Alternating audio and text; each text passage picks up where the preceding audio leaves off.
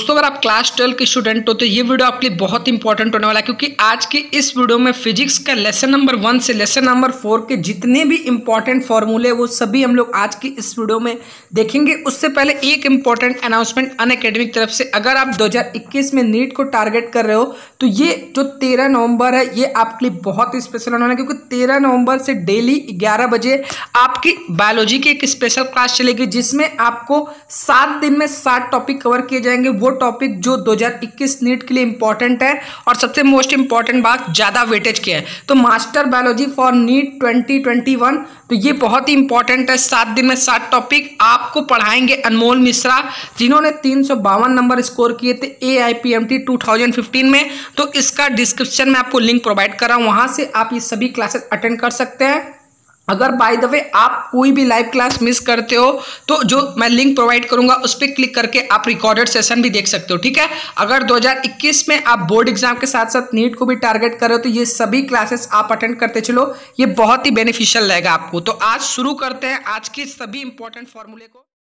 Hello dear student, स्वागत है आप सभी का शुभम क्लासेस के एक नए वीडियो सेशन में। तो स्टूडेंट, आज के इस वीडियो में हम हर एक चैप्टर के फार्मूले को डिस्कस करने वाले हैं। उसमें फार्मूले में यूज हुए हर एक टर्म को एक्सप्लेन भी करेंगे, क्योंकि न्यूमेरिकल की सीरीज में हमने देखा कि आप लोग क्वेश्चन तो सही लगाते हैं, वैल्यू तो सही निकालते हैं, लेकिन मात्रक कभी गलत कर देते हैं, कभी जो है उसको टर्मिनेट करने में गड़बड़ी कर देते हैं, यानी पक्षांतर करने में गड़बड़ी कर रहे हैं, ठीक है। तो वो सारी दिक्कतें आपको ना आए, इसलिए हमने सोचा कि सबसे पहले हम हर एक चैप्टर के फार्मूले को डिस्कस कर दें, ठीक है। तो अगर आपके मात्रक और सब कुछ सही है तभी आपको एग्जाम में फुल मार्क्स मिलेगा। अदरवाइज अगर आपने वैल्यू सही निकाली और मात्रक भी गलत कर दिया है तो आपके मार्क्स कट सकते हैं, ठीक है। तो स्टूडेंट, ये सारी गलतियां आप बोर्ड एग्जाम में ना करें, इसके लिए क्या करना है कि आपको ये वीडियो अंत तक जरूर देखना है और वीडियो को कहीं पर भी स्किप नहीं करना। तो आइए स्टार्ट करते हैं। सबसे पहले हम देखते हैं चैप्टर नंबर 1 को, ठीक है। तो चैप्टर नंबर 1 में जो हमारा सबसे पहला फार्मूला है वो क्या है? वैद्युत आवेश का। तो वैद्युत आवेश का फार्मूला होता है Q = N/E, जहाँ पे N जो है इलेक्ट्रॉन का क्या है? आवेश है। E जो है आपका एक इलेक्ट्रॉन का आवेश है, और N जो है नंबर बताएगा कि कितने इलेक्ट्रॉन हैं, ठीक है। E क्या है? एक इलेक्ट्रॉन का आवेश है, और ये कितना होता है? 1.6 × 10⁻⁷ -19 होता है, ठीक है। 1 ×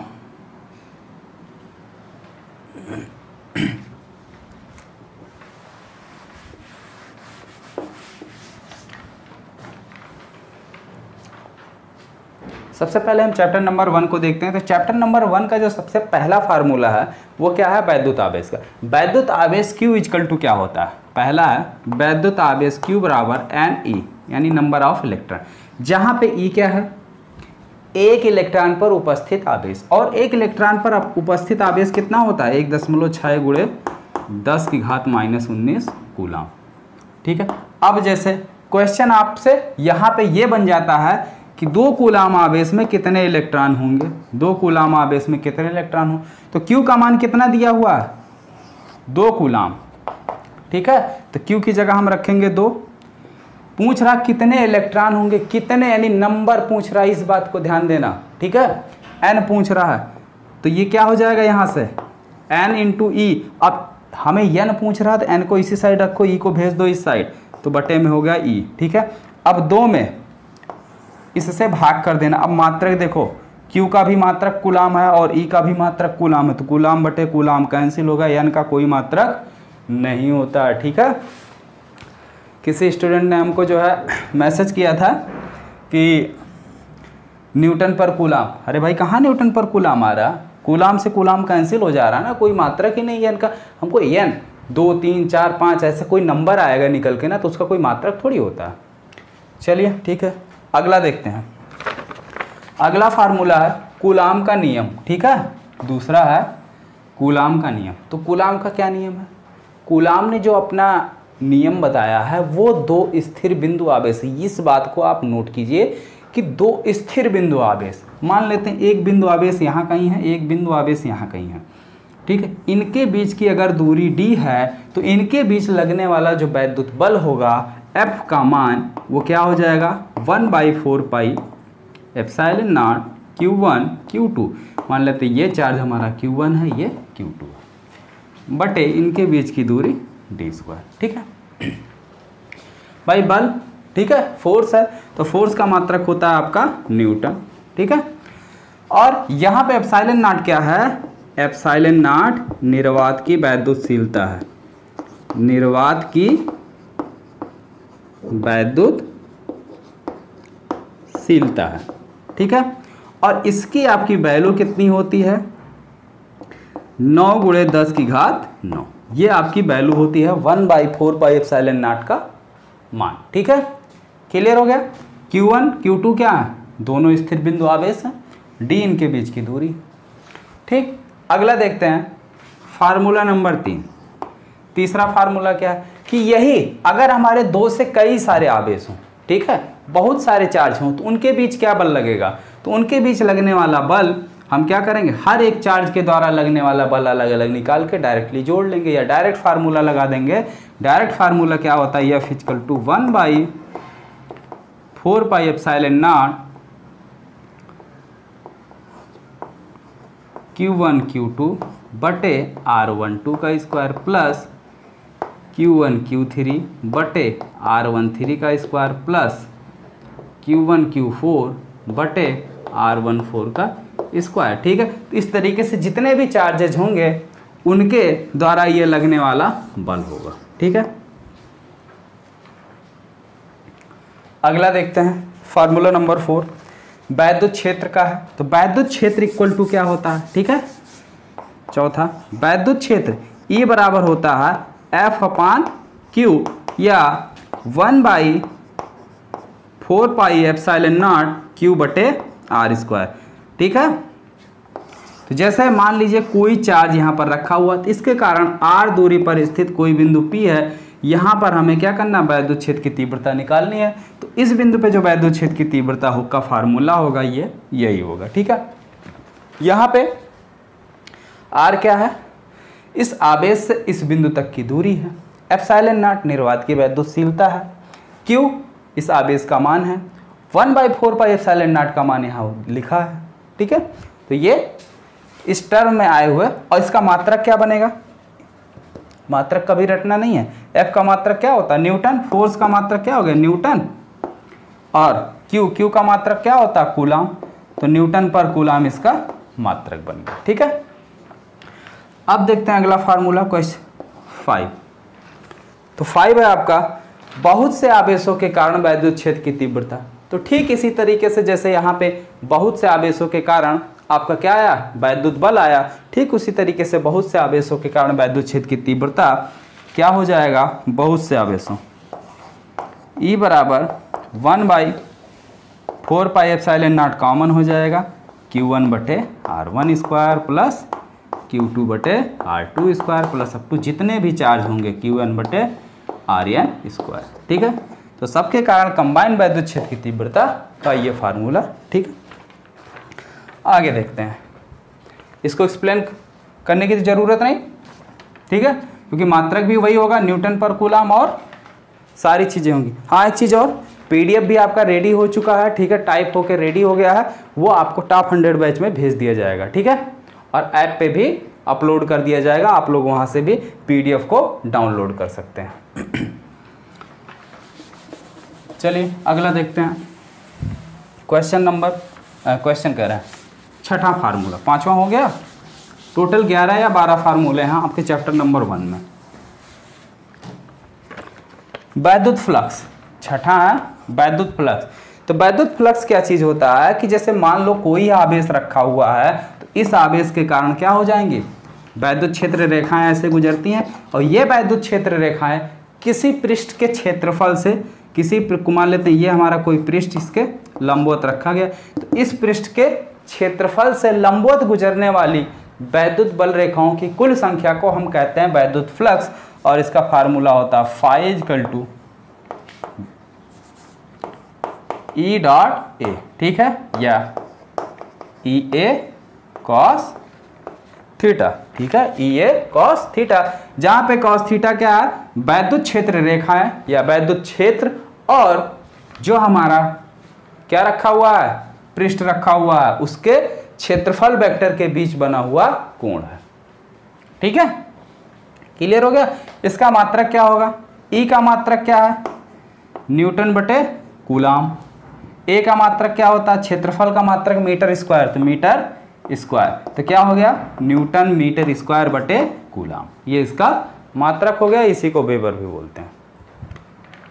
नहीं, वेबर जो है चुंबकीय फ्लक्स का मात्रक होता है, इसका मात्रक यही है। ठीक है, अगला देखते हैं क्वेश्चन नंबर 7।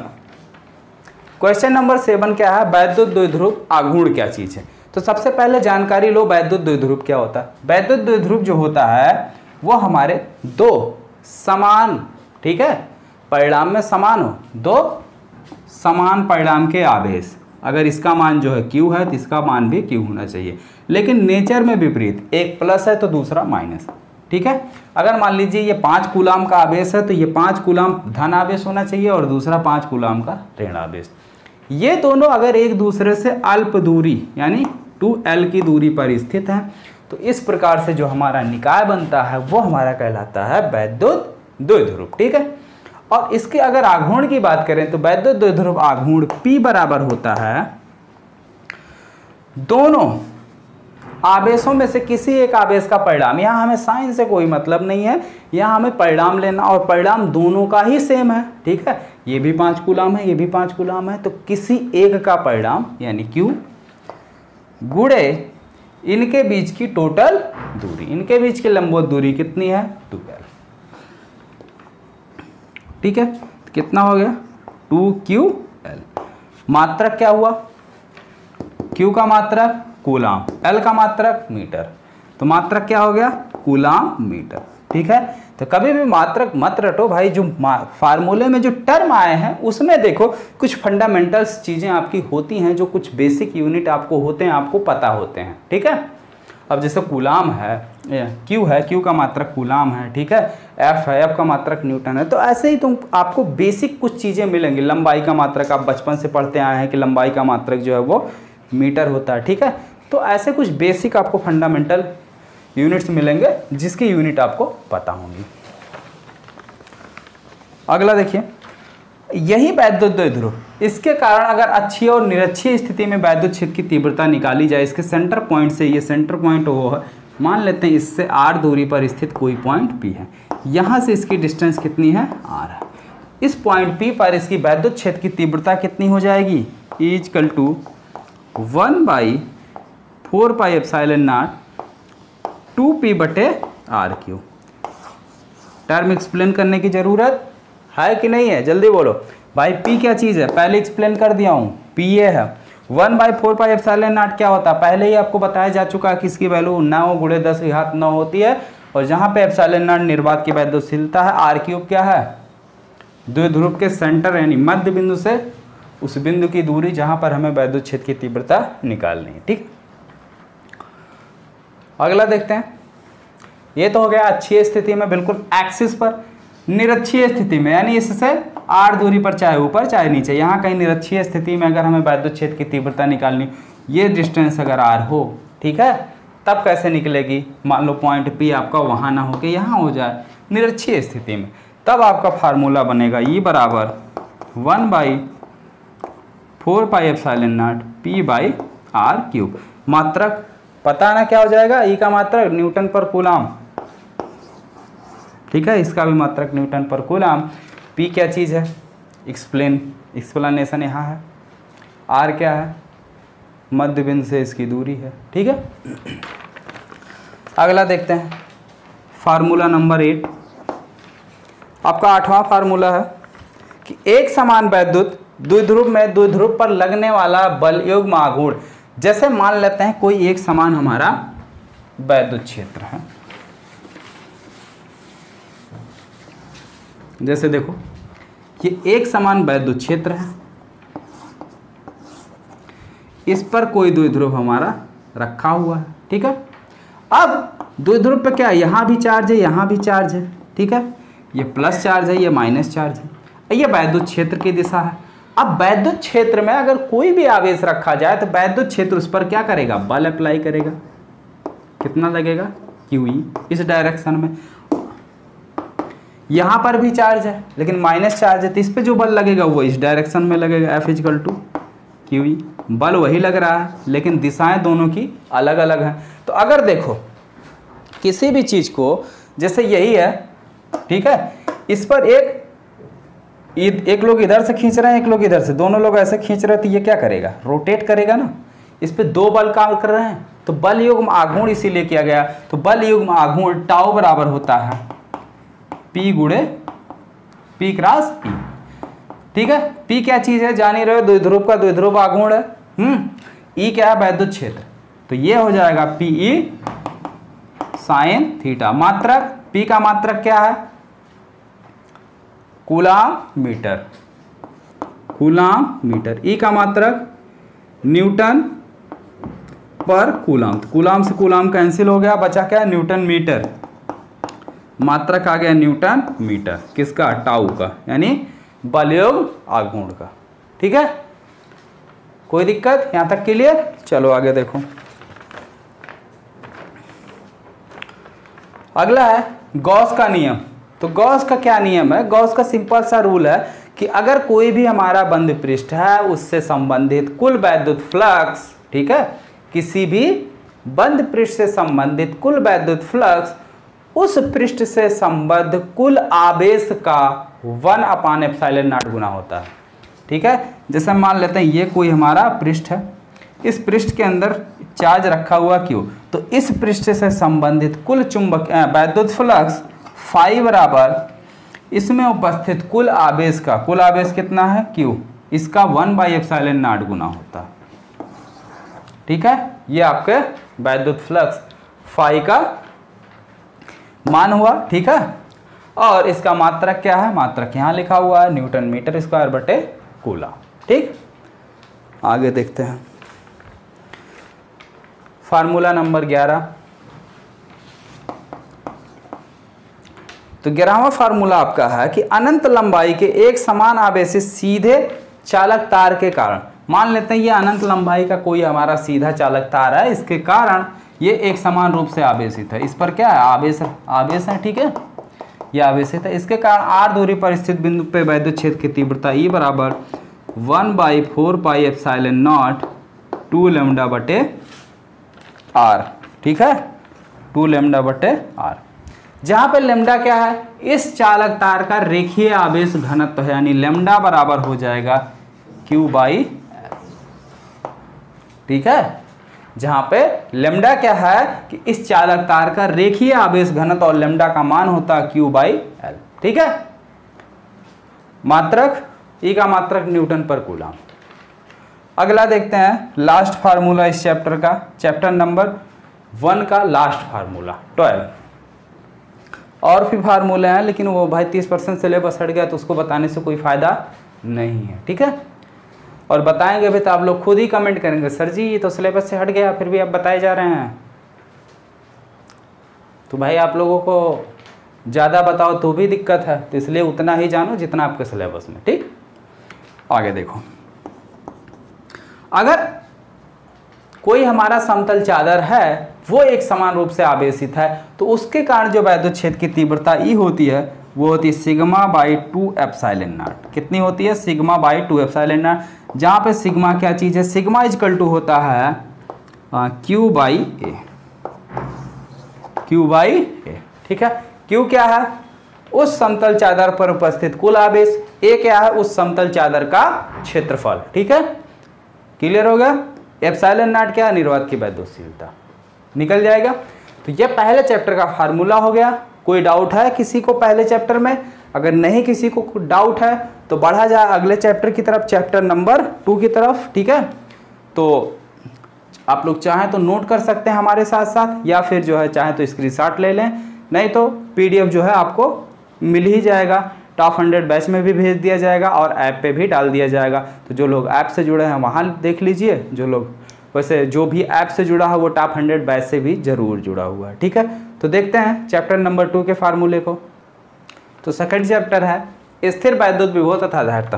और एक चीज़ स्टूडेंट, अगर आप लोगों को सिलेबस से लेकर कोई डाउट है तो बिल्कुल डाउट रखने की कोई ज़रूरत नहीं। जैसा कि संडे लाइव में भी मैंने आपको बताया था कि आपका सिलेबस जो है वो नवंबर तक पूरा कंप्लीट हो जाएगा अच्छी तरीके से।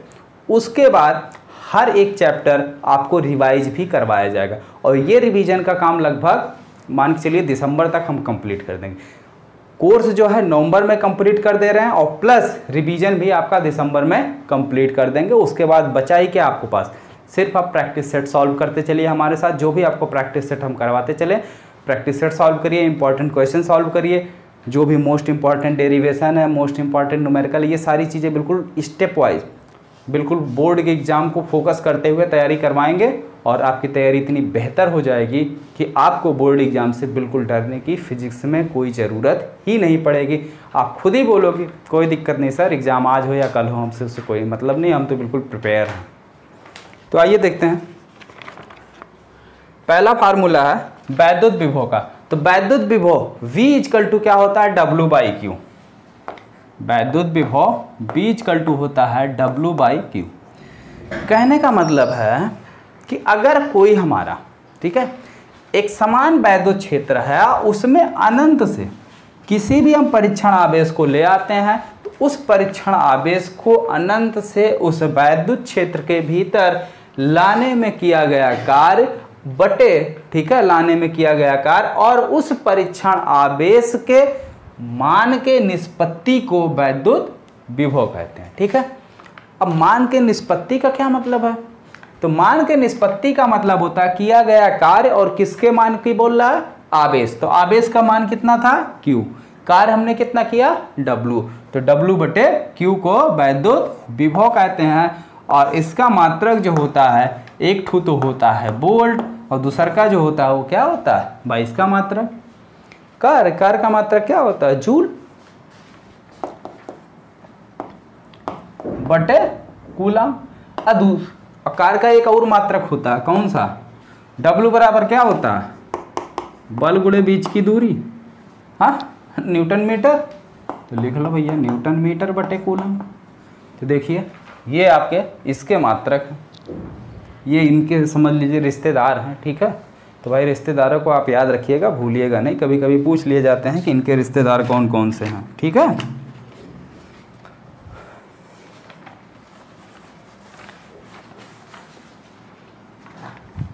दूसरा देखते हैं वैद्युत विभवांतर। ठीक है, अब जैसे मान लीजिए वैद्युत विभवांतर क्या चीज़ है, तो विभवांतर जैसा कि नाम में कुछ थोड़ा सा नाम से हमको कुछ मिल रहा है, क्या मिल रहा है, विभवांतर। अगर इसको अलग अलग देखा जाए तो क्या हो जा रहा है, विभव में अंतर। तो जब भी विभवांतर की बात होती है तो यहाँ पे दो बिंदु आ जाते हैं हमको। ठीक है, जब तक हमें 2 पॉइंट नहीं मिलेंगे तब तक हम विभवांतर नहीं बता पाएंगे। जैसे मान लो ये आपका पॉइंट ए हो गया, ये दूसरा पॉइंट आपका बी हो गया। ठीक है, अब यहाँ पर विभव का मान कितना है, बी ए मान लेते हैं, यहाँ पर विभव का मान कितना है, बी बी। तो इनके बीच विभवांतर कितना हो गया भाई, विभवांतर अंतर पूछ रहा है तो सीधे सीधे माइनस कर दो, विभवांतर कितना हो गया, B A minus V B. और ये किसके बराबर होता है भाई, यहाँ पे किया गया कार्य हमारा कितना हो जाएगा, डब्ल्यू बी। ठीक है, यहाँ पे किया गया कार्य कितना होगा, डब्ल्यू ए। ठीक है, माइनस डब्ल्यू बी और बटे क्यों, क्योंकि आवेश तो वही है ना, उसी आवेश को हम ला रहे हैं तो इसलिए बटे क्यों।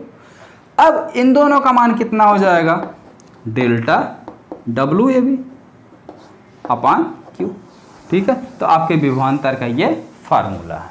ठीक है, मात्र वही है, इनके भी रिश्तेदार वही हैं जो इनके रिश्तेदार थे। ठीक है, तो रिश्तेदार दोनों के सेम है। आगे देखते हैं भाई, देखो जिससे बाप के जो रिश्तेदार होते हैं मैक्सिमम बेटे के भी रिश्तेदार वही होते हैं। हाँ, कब तक, जब तक शादी नहीं हुई होती है। ठीक है, मोस्टली तो शादी होने के बाद बेटे के कुछ और नए रिश्तेदार हो जाते हैं, लेकिन जब लड़का थोड़ा सा छोटा ही रहता है उसके रिश्तेदार वही होते हैं जो उसके पिताजी के होते हैं। तो ये इनको पिताजी समझ लो, इनको बेटे समझ लो, जैसा ही आपको समझ में आए बस समझना है। चलिए आगे देखते हैं। कोई अगर बिंदु आवेश है, ठीक है, हमारा कोई बिंदु आवेश है, जैसे मान लो यहाँ पे कोई आवेश इतना बड़ा सा रखा हुआ है Q, ठीक है, नहीं दिख रहा, चलो थोड़ा सा दबा के लिख देते हैं, अब दिखा, हाँ। तो किसी भी बिंदु आवेश के कारण इससे r दूरी पर स्थित कोई बिंदु P है, तो वहाँ पर वैद्युत विभव का मान कितना होगा, देखते हैं कितना होगा। तो यहाँ से r दूरी पर स्थित कोई पॉइंट P है, तो यहाँ पर वैद्युत विभव V का मान हो जाएगा 1/4 pi epsilon not, 1/4 pi epsilon not Q बटे R, Q बाई R, ठीक है। मात्रक, मात्रक का मतलब हो गया रिश्तेदार, तो रिश्तेदारों के बारे में हम बता चुके हैं, ठीक है। हाँ, इसका एक फार्मूला और होता है, V = होता है E गुणे R, ठीक है। अगर हमें इस आवेश के कारण इस बिंदु पे वैद्युत क्षेत्र की तीव्रता पता है, तो दूरी से सीधे सीधे उसमें मल्टीप्लाई कर दो, दूरी से गुणा कर दो, ठीक है, दूरी से क्या करो, गुणा कर दो। तो दूरी से जब भी हम गुणा कर देंगे तो क्या आ जाएगा, हमारा वैद्युत विभव का मान आ जाएगा उस बिंदु पर। आगे देखते हैं, अगला है वैद्युत द्विध्रुव के कारण अक्षीय व निरक्षीय स्थिति में वैद्युत विभव। तो थोड़ा सा याद करो, पहले इस चैप्टर में हमने बताया था वैद्युत द्विध्रुव के कारण अक्षीय व निरक्षीय स्थिति में वैद्युत क्षेत्र की तीव्रता क्या होती है, ठीक है। तो तीव्रता जैसे आपने निकाला था, ठीक उसी तरीके से आपको यहाँ पे विभव निकालना है। लेकिन अक्षीय स्थिति में तो तीव्रता आई थी कुछ ना कुछ निकल के, लेकिन निरक्षीय स्थिति में विभव आपको नहीं मिलेगा, 0 मिलेगा, ठीक है।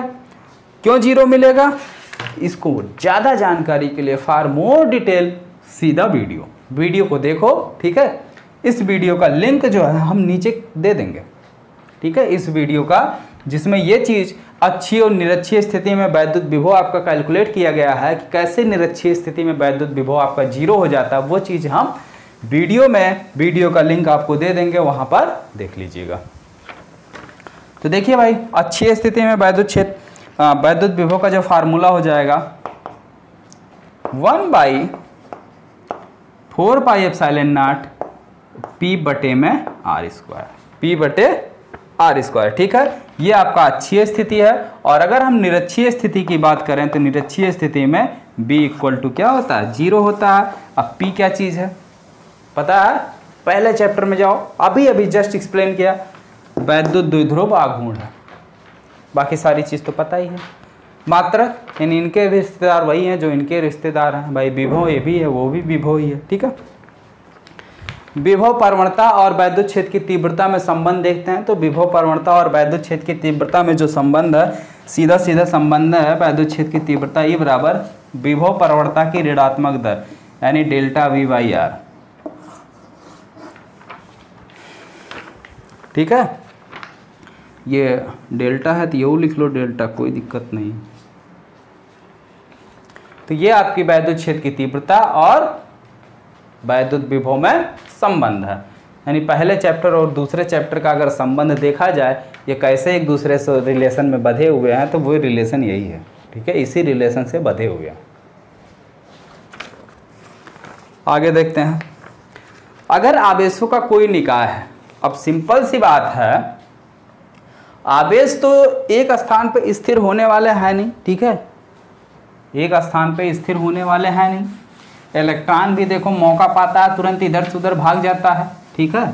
जिसे आप लोगों को बोला जाए कि नहीं बेटा आपको ये घर पे काम करना है, पढ़ाई करना है, तो हमने देखा कि खेलने के लिए अगर किसी को मना किया जा रहा है तो वो मौका पाते ऐसा भागते हैं कि सीधे वो फिर खेल के मैदान में ही मिलते हैं, दाएँ बाएँ देखो तो नहीं मिलेंगे, ठीक है। तो ठीक उसी तरीके से आपका इलेक्ट्रॉन भी होता है, वो भी मौका ही देखता है, मौका पाया निकल लिया। तो अगर सभी को हम ले आके, ठीक है, आवेशों का कोई निकाय बनाए, तो निकाय को बनाने के लिए हमको क्या करना पड़ेगा, कार्य करना पड़ेगा ना। अरे भाई, जैसे निकाय बनाने का मतलब यही है कि जैसे मान लो कोई भी खेल आपको शुरू करना है, तो उसके लिए क्या होता है, अकेले तो हम शुरू नहीं कर सकते हैं, पूरी हमको टीम चाहती है, ठीक है। तो टीम को इकट्ठा करने के लिए आप कुछ काम करते हैं कि नहीं करते हैं, उनको फ़ोन करो, उनको फ़ोन करो, ठीक है। अरे भाई उसको फ़ोन करो, वो बैट लेके आया, उसको फ़ोन करो, स्टैम्प उसके पास है, तो सारी चीज़ें व्यवस्था ना करते हैं तो उसके लिए थोड़ी बहुत आपकी क्या होती है, एनर्जी लॉस होती है, ठीक है। तो वही चीज़ है कि अगर हम किसी निकाय की रचना करते हैं तो उस निकाय की रचना करने में जो हमको कार्य करना पड़ता है वही टोटल कार्य उस निकाय की स्थितिज ऊर्जा के रूप में स्टोर हो जाती है, ठीक है। उसी को हम कहते हैं निकाय की स्थितिज ऊर्जा। तो निकाय की स्थितिज ऊर्जा U का फार्मूला होता है 1/4πε0 Q1 Q2 बटे में R12, ठीक है। जैसे मान लो एक आवेश यहाँ, एक आवेश यहाँ, दोनों आवेशों को हम ले आ रहे हैं, ठीक है। दोनों आवेशों को कहीं से उठा के ले आते हैं, तो इनको लाने में जो किया गया कार्य है, लाके इन दोनों को इस दूरी, इतनी दूरी पर रखते हैं, व्यवस्थित करते हैं। तो इस दूरी पर व्यवस्थित करने या रखने में जो हमको कार्य करना पड़ेगा वो इस निकाय की क्या कहलाती है, वैद्युत स्थितिज ऊर्जा, और इसका फार्मूला यही होता है, ठीक है। अब मात्रक क्या होगा भैया, थोड़ा सा इनके भी रिश्तेदारों की बात करें। तो थोड़ा सा ध्यान दीजिए, अगर इसके रिश्तेदार को हमें लेना है तो हम क्या कर सकते हैं। इनके रिश्तेदार के बारे में पता है, इनके रिश्तेदार क्या हैं, एक तो बोल्ट हैं, दूसरे बोल्ट हो गए, दूसरे जो क्या हैं भाई यहाँ से देख लो, ई का मात्रक क्या है, न्यूटन पर कूलाम, न्यूटन पर कूलाम, और आर का मीटर, ये हो गया, ठीक है। या एक और बताए थे W/Q, तो W का क्या होता है, जूल, बटे इसका क्या होता है, कूलाम, ठीक है। तो एक ये भी हो गए जूल बटे कूलाम। तो अब देखो, अगर हम यहाँ तक देखें तो इनके रिश्तेदार भी वही है ना भैया, इनके रिश्तेदार भी तो वही है जो इसके रिश्तेदार हैं, बिल्कुल सेम चीज़ें तो लिखी गई हैं, ठीक है। तो एक Q एक्स्ट्रा आ रहा, तो एक Q से एक Q अगर हम काट दें तो क्या मिल जाएगा, कूलाम अगर काट दें तो या तो ये मिल जाएगा जूल, भाई यहाँ भी गुणे कूलाम कर दोगे तो ये कूलाम कटेगा तो मिल जाएगा जूल, या मिल जाएगा न्यूटन मीटर, न्यूटन मीटर, या मिल जाएगा वोल्ट इंटू कूलाम, ठीक है। तो ये इनके रिश्तेदार हैं, थोड़ा सा रिलेट करके कोशिश करो, रटने की नहीं, ठीक है। आगे बढ़ते हैं, अगले फार्मूले की तरफ बढ़ते हैं। तो अगला जो फार्मूला है, एक समान कोई वाय वैद्युत क्षेत्र है, ठीक है, उसमें अगर हम किसी द्विध्रुव की स्थितिज ऊर्जा निकालें तो द्विध्रुव को घुमाने के लिए जो कार्य करना पड़ता है वही द्विध्रुव की स्थितिज ऊर्जा होती है। तो अभी पहले चैप्टर में बताया गया था, टाउ बराबर क्या होता है, vector P cross vector E, या PE साइन थीटा, जहाँ पे P क्या है, कोई भी हमारा वैद्युत द्विध्रुव है उसका द्विध्रुव आघूर्ण, E क्या है, वैद्युत क्षेत्र, ठीक है। किसी भी एक समान वैद्युत क्षेत्र में कोई भी द्विध्रुव अगर रखा हुआ है तो उसको घुमाने में जो कार्य करना पड़ता है वही उस द्विध्रुव की स्थितिज ऊर्जा होती है, ठीक है। अब इसको घुमाने में किया गया कार्य U बराबर, ये तो रखने के लिए हो गया, लेकिन अगर इसको हम घुमा रहे हैं, ठीक है, जैसे बताइए ये ऐसे ला के रख रहे हैं, इनको घुमा रहे हैं, तो घुमाने के लिए जो इसमें स्थितिज ऊर्जा U का फार्मूला होता है वो होता है PE cos θ1 माइनस cos θ2। अब θ1 माइनस θ2 क्या है, जैसे मान लो ये एक समान वैद्युत क्षेत्र है, ये क्या हमारा वैद्युत द्विध्रुव है, पहले इसको हमने रखा θ1 पे, अब θ1 से घुमा के कहाँ कर दे रहे हैं, ऐसे कर दे रहे हैं θ2 पे, ठीक है। तो θ1 से θ2 घुमा रहे हैं, तो θ1 से θ2 घुमाने में किया गया कार्य का जो फार्मूला आएगा वो यही होगा, ठीक है। यही उसकी टोटल वर्क होगी घुमाने में। आगे देखते हैं द्विध्रुव की स्थितिज ऊर्जा, अगर इसी को हम 0 से थीटा डिग्री घुमाएं तो जब 0 से थीटा डिग्री इसको हम घुमाते हैं तो ये फार्मूला भाई cos 0 की वैल्यू 1 हो जाती है ना, cos 0 की वैल्यू 1 हो जाती है। तो अगर इसको थीटा डिग्री घुमाए तो ये U बराबर निकल के आता minus PE cos theta, okay. चलिए मात्रक क्लियर है ना भाई, U क्या है, स्थितिज ऊर्जा, ये सब हमारे स्थितिज ऊर्जा ही है, तो इसका भी मात्रक यही होगा जो इसका मात्रक है। आगे बढ़ते हैं, संधारित्र की धारिता। ठीक है, तो संधारित्र की धारिता क्या होती है इसको भी देखते हैं।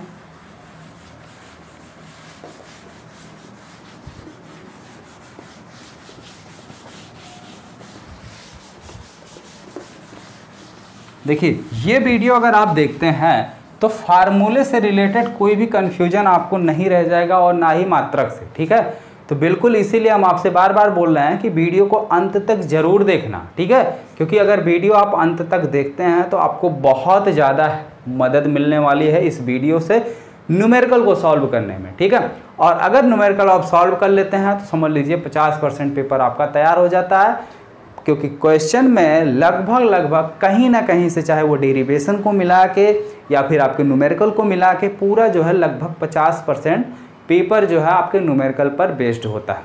अभी पिछली बार ही जो आपके रिसेंट 60 सेट बनते हैं, जब भी आपके बोर्ड का पेपर होता है तो टोटल आपके 7 सेट बनते हैं। हर जिले का पेपर जो है वो अलग होता है। ठीक है, तो उसमें से एक पेपर ऐसा बन गया था जिसमें 90% न्यूमेरिकल था। ठीक है, और वो पेपर जो है भाई न्यूमेरिकल बच्चों को टफ लगता है ना फिजिक्स के, तो भाई जब न्यूमेरिकल टफ लग रहा है और 90% न्यूमेरिकल है तो पेपर तो टफ तो लगेगा ही। तो इसीलिए हम बोलते हैं कि न्यूमेरिकल को भी बिल्कुल उसी तरीके से आप आसानी से पढ़ो जैसे आप थ्योरी याद करते हैं। इसमें क्या है, कुछ खास तो नहीं है, बस वैल्यू रखो, कैलकुलेट करो, आंसर लो। यार इतना आसान है, फिर भी आप लोग पता नहीं क्या करते हो। चलो देखो, संधारित्र की धारिता C बराबर क्या हो जाएगी, Q/B। ठीक है, जहां पे Q क्या है, आवेश है, V क्या है, उस संधारित्र का वॉल्यूम। ठीक है, या कह सकते हैं वोल्टेज है या विभव है। ठीक है, तो इसका मात्रक क्या हो जाएगा, कूलाम,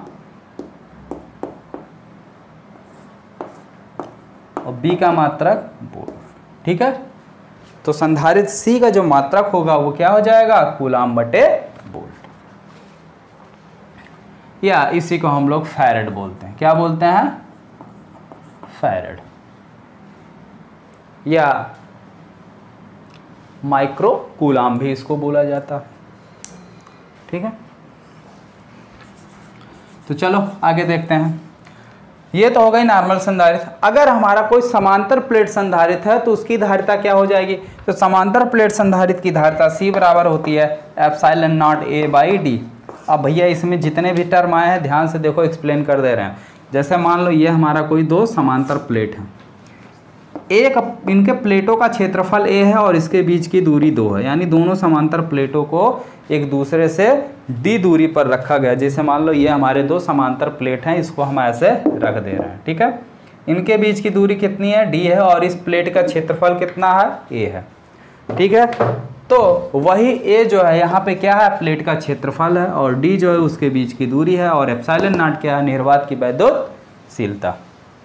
ठीक है, कोई दिक्कत नहीं आनी चाहिए। अच्छा, अगर मान लो यहाँ पे निर्वात है, हम कोई परावैद्युतांक भर देते हैं, तब इसकी धारिता पर क्या प्रभाव पड़ता है। मान लेते हैं इसमें परावैद्युतांक K भर दिया हमने, तो इसकी जो धारिता है K गुना बढ़ जाती है। बढ़ जाने का मतलब डायरेक्टली K से गुणा हो जाएगा, तो एप्सिलॉन C बराबर तब आपका क्या हो जाएगा, ε0 × KA/d। ठीक है, आगे देखते हैं संधारित्रों का समायोजन। भाई संधारित्र हैं, संधारित्र को जोड़ना भी सिखाया जाता है। तो संधारित्रों का समायोजन बिल्कुल प्रतिरोधों के समायोजन का बिल्कुल अपोजिट है। ठीक है, अगर प्रतिरोध इधर भागेगा तो संधारित्र इधर भागेगा, यानी एक दूसरे के उल्टे हैं। संधारित्र के केस में अगर हम समांतर क्रम में जोड़ते हैं, ठीक है, पहला लिखो, अगर हम समांतर क्रम में संधारित्र को जोड़ते हैं तो याद करो समांतर क्रम में प्रतिरोधों का जो फार्मूला था वो क्या था, समांतर क्रम में 1/r बराबर 1/r1 + 1/r2 + 1/r3, यही ना होता, लेकिन यहाँ इसका उल्टा है। तो समांतर क्रम में संधारित्र C बराबर हो जाएगा C1 + C2 + C3 up to so N, जितने भी संधारित्र हैं सबको जोड़ लो।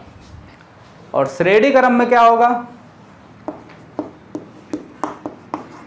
श्रेणी क्रम में जोड़ रहे हैं तो 1/c हो जाता है, 1/c = 1/c1 + 1/c2 + 1/c3 + up to so on.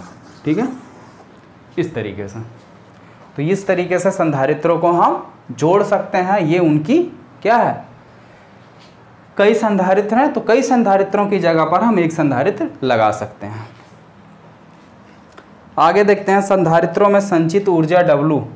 तो संधारित्रों में संचित ऊर्जा कितनी भी ऊर्जा जो है उसमें स्टोर होगी, इसका जो फार्मूला होता है हाफ Q²/C, जहाँ पे C क्या है संधारित्र की धारिता, Q क्या है उस पर उपस्थित आवेश की मात्रा, मात्रक क्या होगा जूल, W का मात्रक क्या होता है जूल।